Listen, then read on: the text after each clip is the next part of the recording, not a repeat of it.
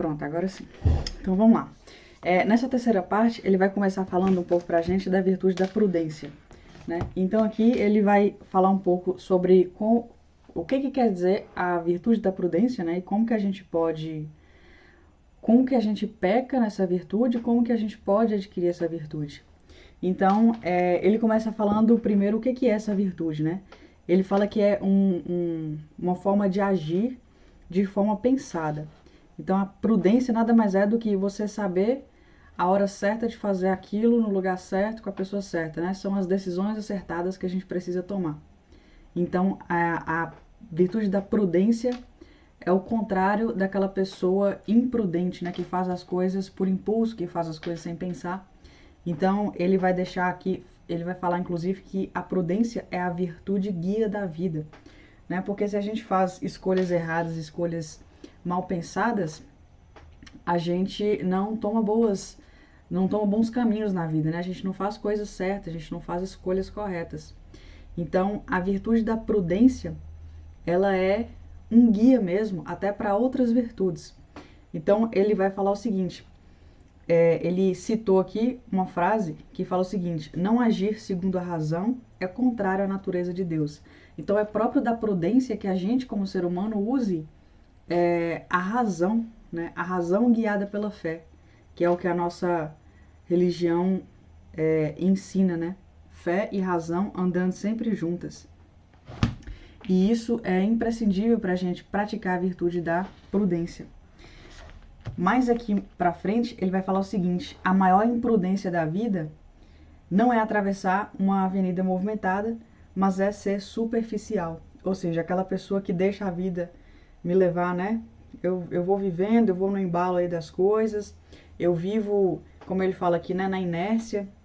E ele até deixa claro aqui que é deixar as rédeas da vida nas mãos dos outros, nas mãos das emoções, nas mãos dos sentimentos. É aquela pessoa que basicamente não usa muito a razão, ou seja, não faz boas escolhas, porque não é prudente, né? E aqui ele vai falar 3 passos para discernir sobre essa questão da prudência, aí na página 112, né? Ele vai falar o seguinte: quando se trata dessa virtude, São Tomás explica que ela leva a partir do conhecimento verdadeiro à decisão prudente e que isso se realiza dando 3 passos, né? A gente precisa, para ser prudente, a gente precisa ter o hábito de refletir, de fazer juízo das coisas e de tomar decisão. Então, esse é o passo a passo para você ser uma pessoa prudente, né? Quando você, por exemplo, vai tomar uma decisão, você precisa o quê? Refletir. Então, é isso que ele fala aqui. E é errado quando a pessoa ela substitui a reflexão pelos sentimentos, pelas emoções, pela paixão, né? Aquela pessoa que fala assim: eu tô sentindo de fazer alguma coisa. Ela tá levando as coisas pelo sentimento. Mas não, uma pessoa prudente, ela vai falar assim: eu vou fazer isso por causa disso, disso e disso. Ela toma decisões pensadas, entendeu? Então, primeiro, para a gente tomar uma boa decisão, para a gente ser prudente, a gente precisa refletir. E para refletir, a gente não pode ter preguiça de pensar, né? Que é uma das coisas que ele fala aqui. As pessoas, elas não são prudentes porque elas têm preguiça de pensar. Elas não separam um tempo do dia delas para pensar na vida, né? Talvez uns 10 minutinhos ali para ficar sem fazer nada, só pensando na vida, pensando em alguma coisa que ela precisa fazer, em algum ponto importante da vida que precisa melhorar. E ele também indica aqui a importância de ler para que a gente tenha o hábito de refletir, porque na medida que a gente vai lendo, a gente vai refletindo coisas novas, né? Então é imprescindível o hábito da leitura. Além disso, ele fala também que é importante a gente usar a memória para ter boas reflexões, né? Porque de acordo com as experiências que a gente teve, a gente pode usar a memória para melhorar e tomar as decisões boas e ser prudente, né? E, por fim, ser humilde. Então, são os conselhos que ele dá para a gente ter o hábito de refletir, que é um dos passos da prudência. O outro passo da prudência é o juízo, né? Ou seja, é você fazer um julgamento prático das coisas.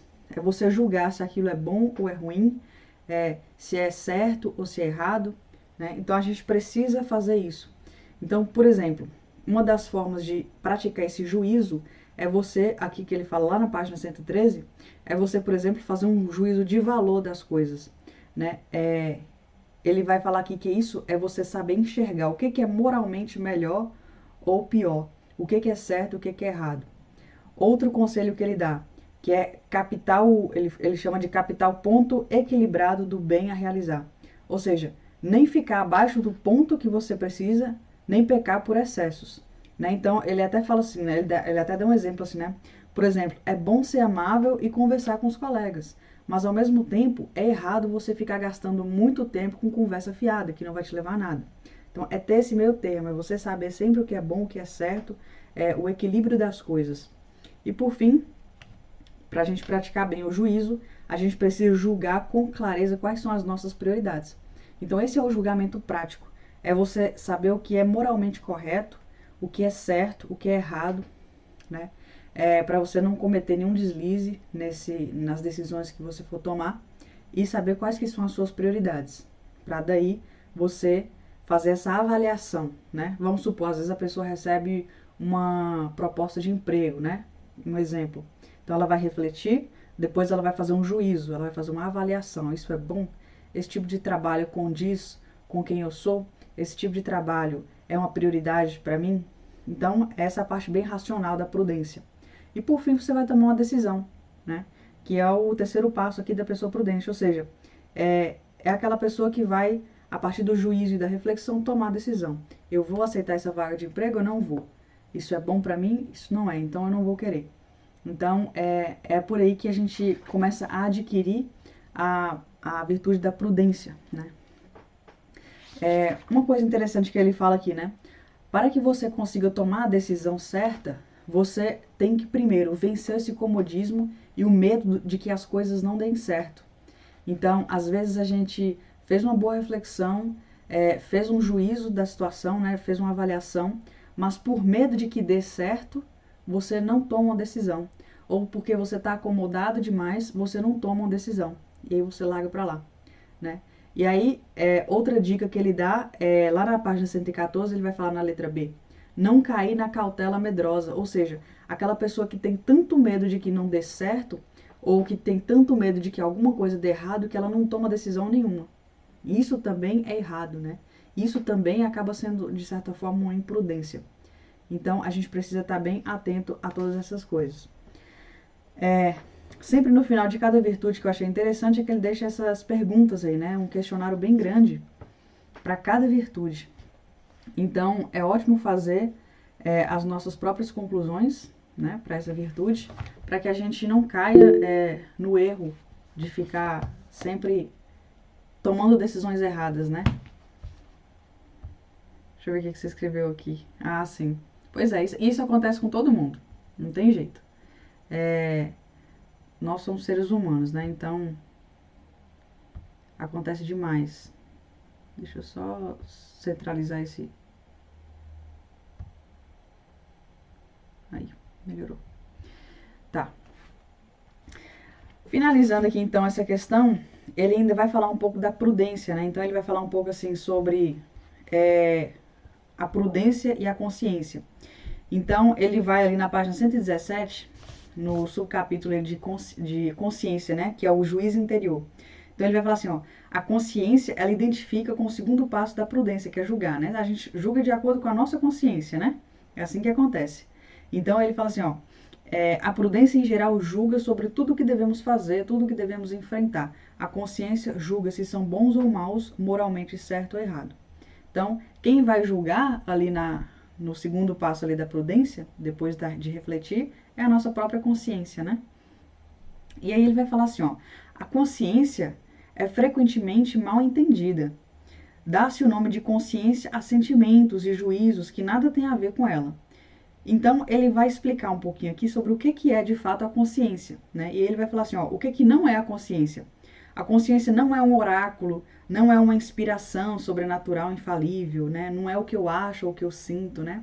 Hoje em dia, as pessoas estão muito assim no sentimentalismo, então assim, nossa, eu tô tendo uma intuição aqui de que isso que eu devo fazer, e aí nem pensa em nada, nem reflete, nem faz o juízo, né, a avaliação, e aí toma decisões erradas, né? Porque foi pela emoção, foi pelo calor do momento e tudo mais. E aí na letra B ele explica o que é de fato a consciência, né? É um julgamento da razão pela qual a pessoa humana reconhece a qualidade moral de um ato concreto. Ou seja, por mais que eu esteja sentindo e tendo intuição e sexto sentido e aquela coisa toda, eu preciso sentar e falar assim, isso é moralmente correto? Isso é moralmente certo ou errado?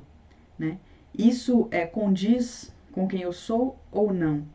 Então, falta muitas vezes essas perguntas racionais, né? Para a gente realmente falar assim com propriedade, assim, eu tomei essa decisão com base nisso, nisso e nisso, né? Então ele fala aqui basicamente sobre essas questões da consciência. E ali no número 2, ali em parâmetros da boa consciência, ele vai indicar assim quais são os parâmetros para definir se uma pessoa ela tem uma boa ou uma má consciência, né? E o ponto principal ali, o primeiro que ele deixa é a própria crença em Deus. Como o livro é escrito por um padre, né? Mais para o público católico, é claro que ele vai colocar isso aqui como um primeiro ponto. Aquela pessoa que acredita em Deus, ela vai seguir uma doutrina, né, confiável, de preferência, como a nossa, uma doutrina que ensina a ter uma vida moral, e daí fica muito mais fácil da gente, como é que eu posso dizer, da gente educar a nossa consciência, né? Se eu tenho um ensinamento católico do que é certo, do que é errado, eu tenho os 10 mandamentos, eu tenho um catecismo, eu tenho a própria igreja, eu tenho 2000 anos de igreja me ensinando como eu devo agir como uma pessoa, né? A igreja fala sobre tudo, né? Como viver um casamento, como viver um tempo de espera, como criar os filhos, como viver a fé, como viver em comunidade. A igreja ensina tudo isso aí pra gente viver, do início do momento que a gente nasce até o momento que a gente morre. A igreja, ela tem é como se fosse uma escola ensinando a gente, assim, né? Moralmente a viver. Então, para uma pessoa que acredita em Deus, é mais fácil ter essa boa consciência. É claro que não é o que a gente vê, né? Muitas vezes, muita gente na igreja com má consciência, pessoas com religião, mas que fazem tudo o contrário, né? Mas aí ele vai dar ali na página 119 um outro critério, que e a pessoa que não acredita em Deus? Como que ela consegue ter uma boa consciência? E ele vai falar assim, olha, em confronto com o que acabamos de dizer, que é essa questão de quem acredita em Deus, aí ele fala mais baixo, sem possuir valores certos e permanentes, essas pessoas que são os ateus, as pessoas ateias, terá que pendurar os juízos morais, né, de ganchos incertos, frágeis e oscilantes. Então essas pessoas, muitas vezes, que não têm essa retidão moral, ela acaba se firmando em coisas frágeis, como, por exemplo, os exemplos que ele deixou aqui, né? As ideologias, o pseudocientificismo, que hoje a gente vê muito, né? Desejos, impulsos, vícios, as paixões, os interesses mais egoístas. Então, as pessoas que não têm uma crença moral, né? Que vem de uma fé de milênios, ela vai ficar com esses juízos morais enfraquecidos, né?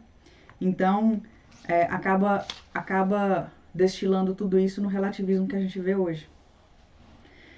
E por fim, a gente tem aqui o guia da consciência, que ele fala que, né, o guia da consciência é o esplendor da verdade, que é a luz de Deus. Então é preciso educar a consciência. E é bom que ele dá vários exemplos do catecismo, várias passagens do catecismo aqui, né? O catecismo enfatiza a necessidade de formar a consciência. Então, a consciência deve ser educada. E a educação da consciência é indispensável para qualquer pessoa. E a gente sempre vai estar educando a nossa consciência, né? Então, olha só, até o catecismo, ele ensina sobre a importância de a gente educar a nossa consciência, né? E aí ele vai falar um pouco aqui mais sobre essa questão, né? Da gente sempre buscar conhecer a doutrina da igreja, da gente sempre fazer as nossas orações pedindo a luz do Espírito Santo, sempre voltar o nosso olhar para o estudo da palavra de Deus, né, da Bíblia. Então, e ele inclusive fala aqui, né, sempre ter um diretor espiritual. Então, essas são formas muito boas e muito ricas da gente formar a nossa consciência, né? Isso é muito, muito rico, né? Então, a gente precisa aproveitar isso. E daí ele vai colocar aqui mais pra frente outro questionário, né? São vários questionários, então é quase que um exame de consciência aqui dessas virtudes. E aí logo em seguida a gente entra na virtude da ordem, né? A virtude da ordem, ele vai falar aqui que eu até separei, destaquei aqui uma parte que ele fala que, Deixa eu ver se eu acho. Aqui. A virtude da ordem consiste precisamente em decidir-se livremente a pôr a vida em ordem. Olha só que interessante, né? Sem a virtude da ordem, a gente vive num caos, né? A nossa vida vive um caos, o nosso redor vive um caos, os nossos relacionamentos parecem um caos, porque falta a virtude da ordem. Ele vai falar, olha só o que ele vai falar. O problema da ordem é um problema fundamental da vida humana. Ou seja, o que é um problema fundamental? É aquele o qual é o fundamento, é aquela coisa onde todas as outras virtudes se apoiam. E sem o fundamento, a casa desmorona. Eu não sei se foi nesse livro que ele foi falando lá no início, né, sobre como construir a casa numa rocha e não numa areia, com base, né, com bases sólidas. E a virtude da ordem é uma dessas bases. Se a gente não tem ordem, a gente tem bagunça. E ele dá um exemplo aqui, ó. No universo, cada coisa está no seu lugar, né? Cada planeta está no seu lugar, o Sol está no seu lugar, a Lua está no seu lugar, os astros estão no seu lugar. Aí ele vai falar, tudo se encadeia na ordem imutável das leis cósmicas. Ou seja, ali nada muda, está sempre da mesma forma, fazendo os mesmos movimentos, na mesma distância um do outro. E ele vai falar que o homem também está nesse mesmo lugar, né? Um lugar sinalizado pelas leis divinas, que são as leis morais. E esse lugar não admite mudança. Porém, nós precisamos tomar uma decisão de ocupar esse lugar, porque nós saímos desse lugar, né? Muitas vezes. A nossa geração, a nossa sociedade hoje em dia saiu desse lugar de seguir as leis morais. Ou seja, de estar no seu próprio lugar, né? Por isso que parece que as coisas estão tão esquisitas, o mundo parece que está de cabeça para baixo muitas vezes, porque a gente saiu do nosso lugar, precisamos voltar, né? Então, a ordem, ela precisa existir de forma fundamental na nossa vida. E aí lá na página 124, ele vai perguntar assim, tá, eu preciso ter a virtude da ordem, mas para eu ter ordem, eu preciso ter valores bem definidos na minha vida. E ele vai perguntar qual que é a hierarquia dos valores e das prioridades na minha vida, né? Já entendi que eu preciso ter ordem, mas como que eu consigo isso? Primeiramente, a gente só tem ordem depois que a gente estabelece os nossos valores. Então, quais são os meus valores? É importante a gente se perguntar isso, né? Quais são os meus valores? Porque ele vai falar aqui, ó. Sem ideais bem determinados, capazes de orientar a vida inteira, nasce um estado de desorientação, de ansiedade, de desânimo. O remédio está em procurar o verdadeiro centro da vida humana. E o centro da vida humana é Cristo, é Deus. A partir daí, a gente consegue organizar a hierarquia dos nossos valores. Então, a gente precisa ter isso em mente, né?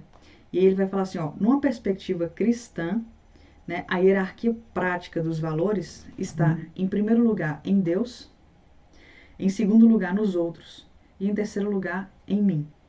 Então, primeira coisa, eu preciso amar a Deus sobre todas as coisas. Esse é o primeiro valor que eu preciso ter. Depois, eu preciso amar e servir o outro, né?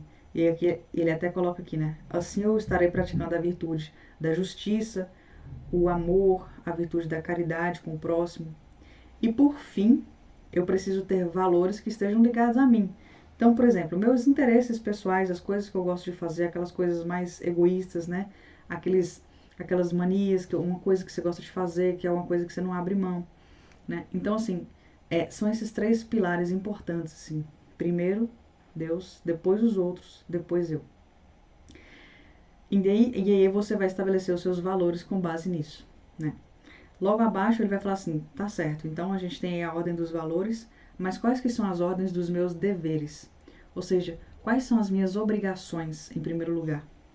Entende? E ele vai falar assim, ó, primeiro os seus deveres precisam ser com Deus. Depois os seus deveres precisam ser com seus familiares. Depois seus deveres profissionais. E depois seus deveres sociais. Percebe que a virtude da ordem, se você coloca, por exemplo, sua família, seus deveres familiares acima do seu dever para com Deus, você não está praticando a virtude da ordem.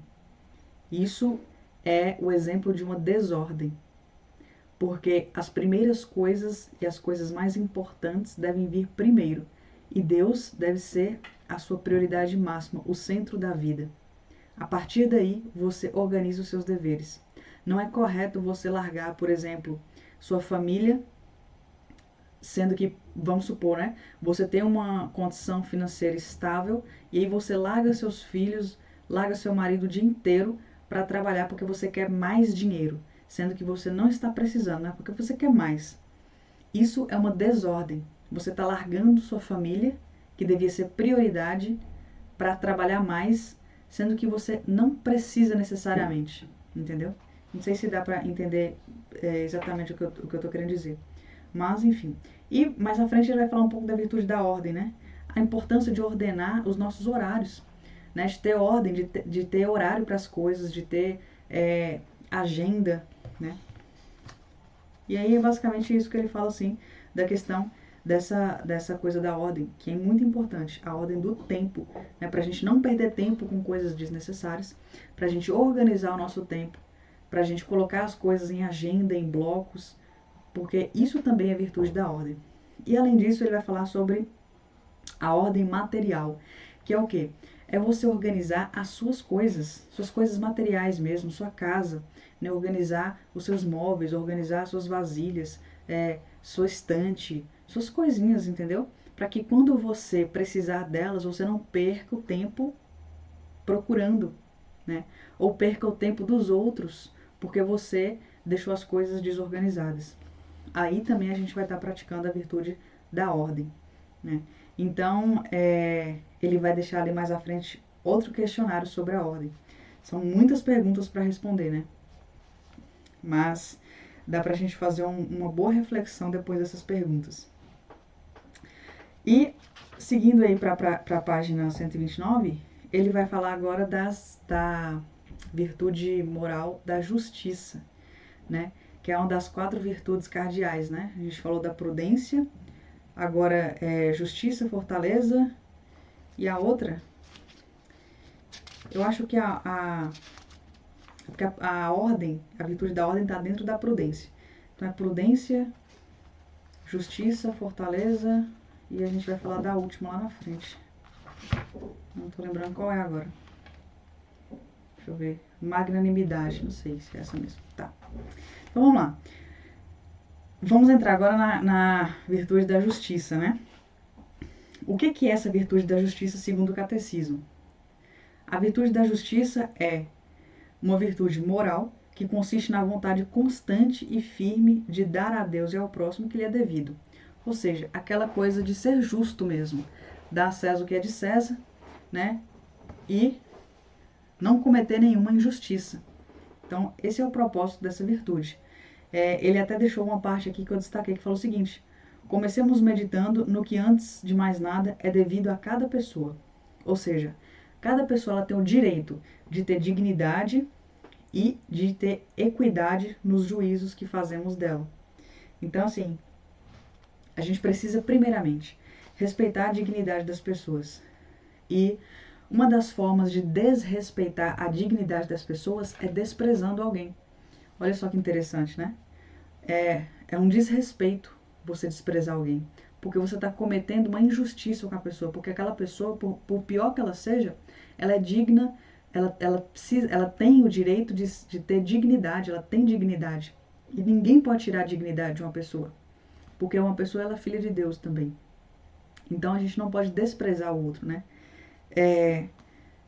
Então, uma das coisas que é errado cometer contra outra pessoa é o desprezo. E ele fala o seguinte: Deus não despreza ninguém, né? Ele coloca muitas passagens da Bíblia. Guardai-vos de menosprezar um só desses pequenos, diz Jesus. Se fizermos alguma pessoa se sentir desprezada, pecamos contra a justiça. Olha só que interessante. Às vezes a gente nem imagina, né? A justiça é não roubar, é não matar, eu tô sendo justo, já tá bom demais. Mas não. Às vezes a gente despreza alguém e nem percebe. E isso também a gente está cometendo um pecado contra a virtude da justiça.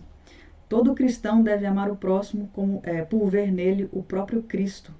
Então a gente vendo o próprio Cristo nos outros, talvez isso dificulte a gente a pecar contra a justiça, desprezando as pessoas, né?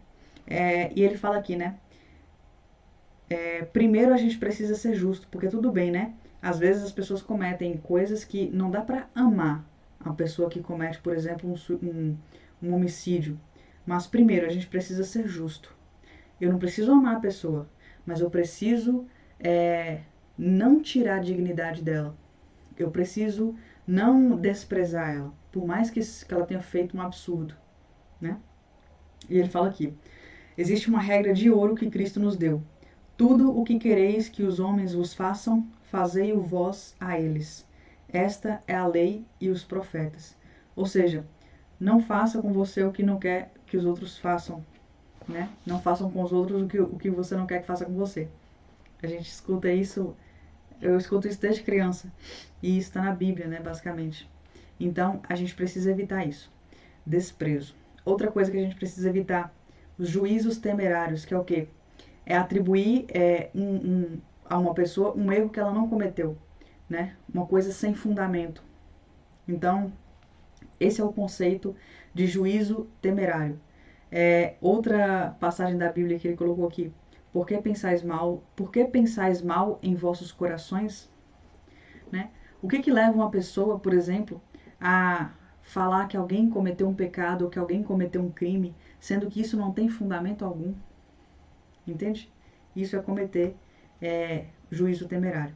E ele coloca aqui uma frase muito interessante. Ele fala o seguinte: em vez de nos precipitarmos a julgar o nosso próximo e talvez a condenar duramente, temos que pensar no que seria de nós se tivéssemos estado no ambiente em que viveu o homem que julgamos, se tivéssemos lido os mesmos livros que ele, se tivéssemos sentido as paixões que o dominaram. Às vezes a gente fala assim, né? Nossa, como pode uma pessoa matar a outra? Como pode um rapaz bater numa menina? Como pode uma moça abortar? Mas, tudo bem, tudo isso é muito errado. Mas a gente precisa olhar para o lado da pessoa e perguntar assim: será que se eu não tivesse vivido a vida dessa pessoa, eu não seria capaz disso também? Né? Será que se eu não tivesse vivido no ambiente que ela viveu, lido as mesmas coisas que ela leu, escutado as músicas que ela escutou, né, tivesse tido a criação que ela teve, será que eu não seria também capaz de cometer isso? Então, é preciso a gente refletir muito sobre essas questões antes de julgar, né? Antes de condenar alguém pelos nossos pensamentos. E aí, por fim, ele vai falar aqui, né, sobre a importância de seguir o caminho de Cristo nessa caminhada, de sempre olhar o outro como sendo o próprio Cristo, né? Para que a gente tente errar menos nessa questão de julgar os outros, né? E ali ele coloca mais um questionário para a gente e vai agora para a justiça nas palavras. Ele continua aí na questão da virtude da justiça. E aqui ele vai falar muito sobre o que sai da nossa boca, né? Como que a gente comete injustiças somente com as palavras. Ou seja, para começar, pelo pecado da maledicência, que é o quê? É falar mal, né? Falar mal das pessoas. Não sou como os demais homens, ladrões, injustos, né? Que está em Lucas lá, essa passagem colocou assim. Daquele fariseu que falou assim: ah, eu não sou como esses aí não, eu não sou ladrão, eu não sou igual esses injustos aí não. Aí ele deixa a pergunta assim: será que eu não penso como ele e me orgulho também de não ser um ladrão e um injusto? Será que ele fala assim, né? Há ladrões de um tesouro maior. Porque existem ladrões de coisas, de carros, de dinheiro, mas há ladrões de tesouro maior, que é o ladrão da reputação, é o ladrão da boa fama, que é o ladrão da honra, do bom nome. É aquela pessoa que rouba a honra dos outros, aquela pessoa que rouba o bom nome dos outros, a reputação dos outros, falando mal, contando fofoca, contando segredos, e fala mal de fulano e queima a reputação de outra pessoa. Né? Isso é muito comum. Né? Então, isso causa antipatia, causa desconfianças, ele deixa aqui, né? Causa preconceito, desunião, suja o nome e a fama da pessoa. Então, ele vai falar bastante sobre essa questão da justiça nas palavras. E ele vai deixar aqui algumas formas de injustiça que a gente comete só falando. Uma delas é a difamação, que é o quê? A difamação é um tipo de maledicência que, ele escreve aqui, consiste em revelar os defeitos e faltas reais de alguém a pessoas que não os conhecem. Então, é eu falar mal de uma pessoa para uma outra pessoa. É eu falar os defeitos, as faltas que realmente existem na pessoa, mas eu vou lá e conto para alguém, né? E isso acaba manchando essa honra da pessoa, acaba manchando o caráter não, né? Mas a boa fama que ela tem, né? Porque nem tudo precisa ser dito, né? Ainda mais sem autorização da pessoa. Ele fala o seguinte aqui: por que falamos mal dos outros? Veremos que é sobretudo por dois motivos. Um, por orgulho, ou seja, você fala mal do outro porque você quer se sentir melhor do que o outro, né? Como se você fosse superior, como se você fosse, né, de maior estatura. E outro, por inveja. Você tem inveja da pessoa e você quer detratar ela para que você se sinta melhor. Então ele vai falar aqui sobre essas duas questões. Outra forma de maledicência é a calúnia, né? A calúnia é o quê? Ele fala aqui, atribuir a outros, mentindo, faltas que não cometeram. Ou seja, calúnia, a difamação não. A difamação ela é realmente você falar de uma pessoa algo que ela realmente é. A calúnia não. É falar algo que ela não é. Ou é falar, por exemplo, fulano, você sabia que fulano trabalhou em tal lugar e roubou um tanto de coisa lá do lugar? Sendo que isso foi mentira. Se isso foi mentira, o nome disso é calúnia. A calúnia procede muitas vezes da frivolidade irresponsável que repete informações falsas contra a honra alheia. E hoje na internet isso acontece muito, né? Às vezes solta um vídeo e a pessoa tira uma parte ali, um corte, e já conta uma mentirada de que algo que aconteceu e na verdade nada aconteceu. Isso é calúnia, né? Então, assim, ele vai deixar aqui alguns deveres que a gente precisa fazer a favor da justiça, né? Então, ele fala aqui, toda falta cometida contra a justiça e a verdade, isso é o catecismo que fala, impõe o dever de reparação, mesmo que o seu autor tenha sido perdoado, né? Ou seja, a gente precisa, em casos de injustiça, denunciar, né? Falar que está errado, principalmente se for prejudicar outras pessoas, e principalmente reparar, né? Ou pedir perdão, ou devolver o que foi roubado, ou, enfim, reparar, não importa como seja ali, né? E ele vai falar também que existem alguns casos que é permitido sim você falar algo de alguém, né? Mas ele vai dar aqui algumas sugestões, que é o seguinte, ele deixou uma frase que é o seguinte: torna-se culpado de maledicência aquele que sem razão objetivamente válida revela os defeitos e faltas de outros. Portanto, pode haver uma razão válida para que seja falado. E as razões são as seguintes. Primeiro, você pode falar se for para o bem do público, das pessoas no geral. Ou seja, corrupção, por exemplo. Ele dá um exemplo aqui de corrupção. É preciso denunciar, porque está envolvendo ali a sociedade no geral. Então, se é por um bem público, é válido falar. Se é por um bem de uma pessoa inocente, é válido falar. Então ele fala assim, ó, por exemplo, alertar uma moça que está namorando de que o homem com quem pensa casar é viciado há muito tempo em droga.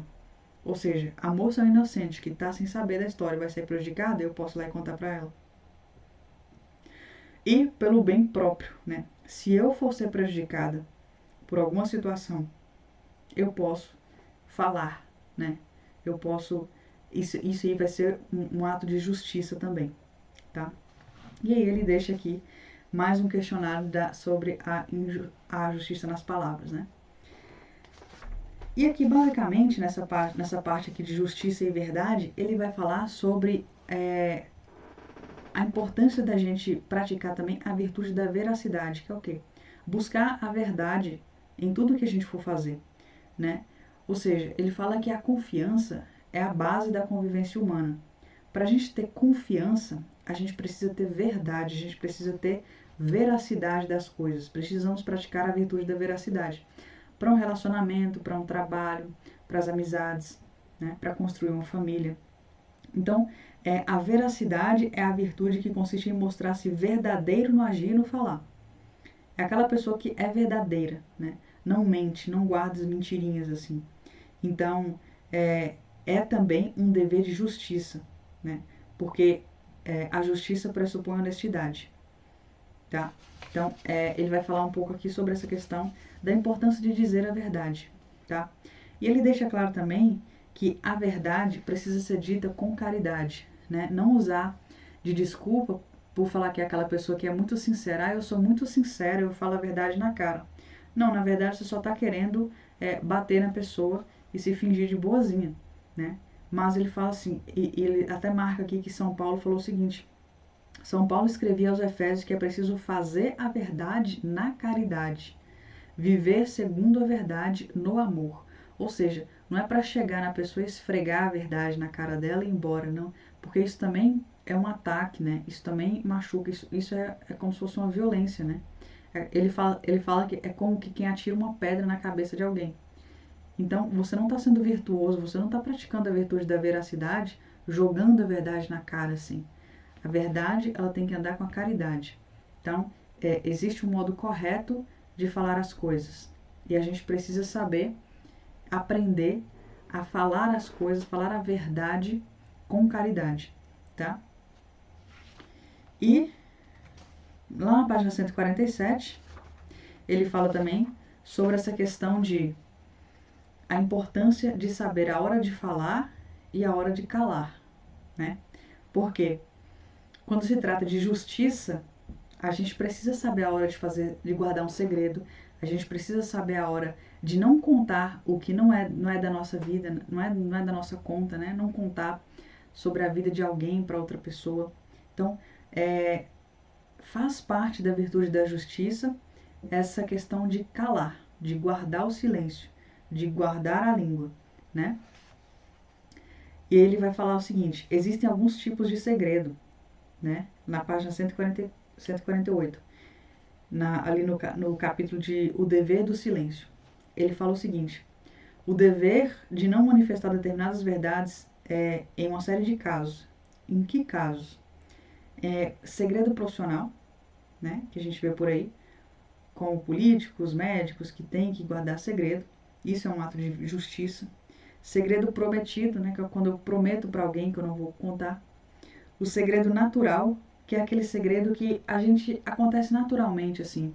Eu conheço uma pessoa, sei que ela passou por uma situação delicada e eu não preciso sair contando isso para todo mundo, né? Porque é algo muito íntimo da pessoa. E ela não me pediu para guardar segredo, mas eu guardo porque é um segredo natural, né? Você não sai falando qualquer coisa. E por fim, o segredo da confissão também, que é um dever de silêncio do sacerdote, sob pena gravíssima de até excomungar, ser excomungado. Então, é muito importante guardar o segredo, também é um ato de justiça. Porém, ele fala aqui que em alguns casos você pode falar o segredo, né? E esses casos vão ser em casos de prejuízo grave a quem confiou, ou seja, se eu contei o segredo para alguém e essa pessoa pode estar sofrendo um prejuízo grave com esse segredo que eu contei, ela pode falar para alguém, porque ela não vai cair em injustiça, ela não vai cair no pecado da injustiça. Se está tendo ali um prejuízo grave a alguém, pode ser falado sim. Prejuízo grave para quem recebe o segredo também e um prejuízo para terceiros. Ou seja, vai de cada situação, né? E ali aqui também tem esse questionário sobre a descrição e justiça. Mais um questionário para fazer, né? São vários questionários. E por fim, a gente começou aqui a entrar na virtude da fortaleza, né? E a gente vai terminar essa virtude da fortaleza nas próximas semanas. E o que acontece? A virtude da fortaleza é muito necessária nos dias de hoje, porque a gente vê pessoas com muito medo de tudo, né? Pessoas com medo de coisas simples que as gerações passadas não tinham. Então, a virtude da fortaleza, ela tem algumas características, como por exemplo, ele deixa aqui aquela pessoa mais corajosa, aquela pessoa firme, valente, aquela pessoa que vai lá e não tem medo, que encara as coisas, aquela pessoa que sofre, mas ela não sofre com medo, né? Ela passa por sofrimentos, mas ela passa caminhando de cabeça erguida, né? Essa pessoa ela tem a virtude da fortaleza muito bem estabelecida, né? E ele fala o seguinte: a fortaleza é uma virtude moral que robustece a nossa vontade, ou seja, dá gana à nossa vontade, né? Para que sejamos capazes de enfrentar sem medo coisas boas que são difíceis, né? E aqui ele vai falar o seguinte: ele vai falar que a fortaleza se manifesta de duas formas. Com essa capacidade de enfrentar as coisas, né, de empreender alguma coisa, de começar algo novo e de encarar as coisas, e com a capacidade de resistir e de aguentar. Ou seja, a fortaleza ela se manifesta tanto quando a gente enfrenta alguma coisa, quando a gente resiste a alguma coisa. Porque é preciso força para a gente começar algo e é preciso força para a gente manter algo. Por exemplo, a virtude da constância precisa de fortaleza, né? Ele fala o seguinte: a virtude da fortaleza requer sempre uma certa superação da fraqueza humana e, sobretudo, do medo. Então, a fraqueza humana, a fortaleza, ela vai estar muito ligada a superar essa fraqueza que é própria nossa. Então, está diretamente ligada com medo e fraqueza. As fraquezas que a gente tem no dia a dia, né? Os desânimos, de achar que não vai dar conta, ou essas coisinhas assim. Medo de enfrentar um obstáculo. Então, a gente precisa superar com a virtude da fortaleza. E aqui ele deixa um elenco de fraquezas, né? Quais que são as fraquezas que aparecem numa pessoa que não tem, aliás, nem todo mundo aparece, né? Mas numa pessoa que tem uma virtude mal trabalhada da fortaleza. Fugir de ideais, tarefas ou deveres. Ou seja, a pessoa por medo, né? Ou porque acha que é muito difícil, acha que não vai dar conta, não tem grandes ideais, não pensa grande, vamos dizer assim, né? Às vezes, por exemplo, e pensar grande não só materialmente, mas espiritualmente também. Por exemplo, a pessoa que tem medo de se converter porque acha que não vai dar conta. Ou a pessoa que não aceita uma proposta de emprego por medo de dar certo, né? Aquela pessoa que vai deixando para lá. Outra coisa é escolher-nos e parar quando surge um obstáculo. Encolher, que ele fala, né? Encolher-nos e parar quando surge um obstáculo. Ou seja, apareceu uma dificuldade, a pessoa desiste, ela para, ela acha que não vai dar. Outro ponto, que é ter medo do sacrifício. A pessoa não quer se sacrificar, né? Porque sacrifício dói, é incômodo, é chato, né? Então, ainda mais hoje em dia, né? As pessoas não querem se sacrificar. Outra coisa, ter pavor do sofrimento.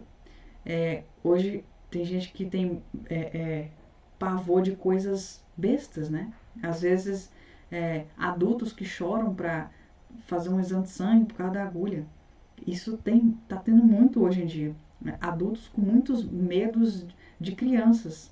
Então, assim, as pessoas estão com um certo pavor de sofrer, do sofrimento, né? E ele deixou uma frase aqui que eu achei bem interessante, que fala o seguinte: quero que sejas feliz na terra, não o serás se não perder esse medo à dor. Olha só, a gente precisa saber bem sofrer, né? Para que a gente viva a felicidade na terra. E isso requer a virtude da fortaleza. Outra coisa, outra fraqueza é ser aquela pessoa comodista, que quer tudo fácil, né? Não quer se esforçar. Outro ponto que ele deixa aqui, ser do tipo mole e frívolo, aquela pessoa superficial, morna, né? Que vai deixando a vida levar. E aquelas pessoas que acham que fizeram muito e se cansam e falam assim: nossa, cansei, já deu. Para mim, eu só consigo ir até aqui, né? Aquela pessoa que faz o mínimo e acha que fez muito, tá? E aí ele deixa aqui este questionário sobre fraqueza e fortaleza. Então, é um material bem rico, né? Aqui a gente finaliza na página 156 e deixa aqui para a próxima semana já as próximas virtudes. Mas eu queria saber qual que é a próxima virtude moral. Constância. Aqui não vai, acho que não vai ter. Mas é isso.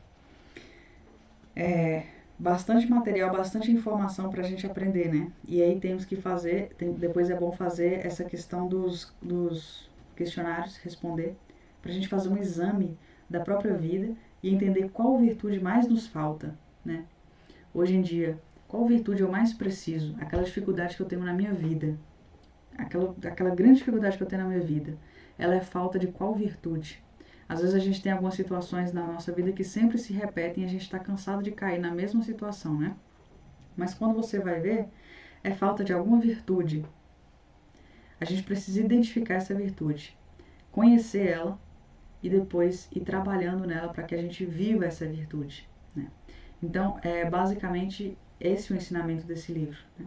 Entender qual virtude nos falta para que a gente vai, né, conseguindo adquirir ela de volta, tá? Ficou alguma dúvida, Cris? Quer escrever alguma coisa aí? Deu para entender tudo? Tá tranquilo, né?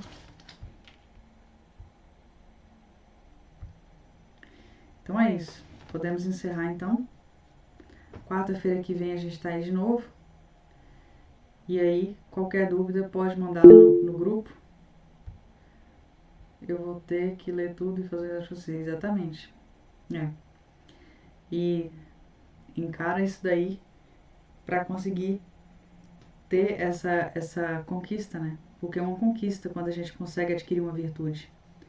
Realmente, ele é bem profundo, ele toca muito no cotidiano nosso, né? Porque ele trabalhou muito, conviveu muito com São José Maria Escrivá, então ele fala muitas coisas diretas do nosso dia a dia. Então, acaba que a gente precisa assimilar e ir digerindo aos poucos. Mas um mês dá pra gente ir digerindo, assim, um livro. A gente tá lendo com calma, né? Um mês é um tempo muito bom para ler um livro, então dá tempo de ir digerindo, entendendo e fazendo essas atividades práticas que o livro pede, tá? Então é isso, tá? Encontramos então na próxima semana. Qualquer dúvida pode mandar para mim ou no grupo, eu estarei lá, tá bom? Boa noite, Cris. Até a próxima. Tchau, tchau.